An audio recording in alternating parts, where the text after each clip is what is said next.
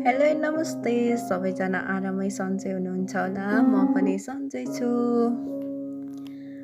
अनि आजभोलि यो बर्खाको समय चल्न लागिरहेछ नि त।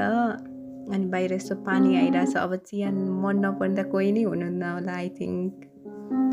अनि यो चियाको बारेमा मैले चाहिँ एउटा कविता लेखेको छु, अब सुनाउँछु।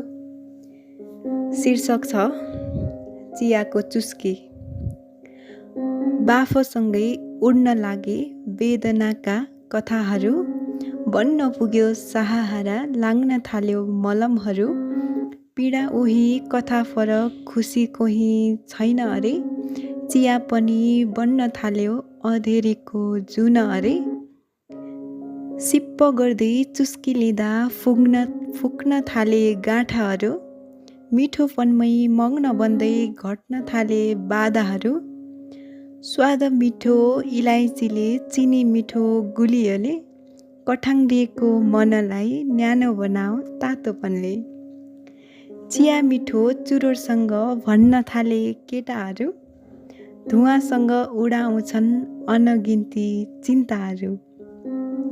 हस्त नमस्ते जसले पनि सुनिदिनु भयो, उहाँहरूलाई धन्यवाद भन्न चाहन्छु। अनि अब अर्को कवितामा भेट हुन्छु भन्दै छुट्न चाहन्छु। Bye, take care, thank you.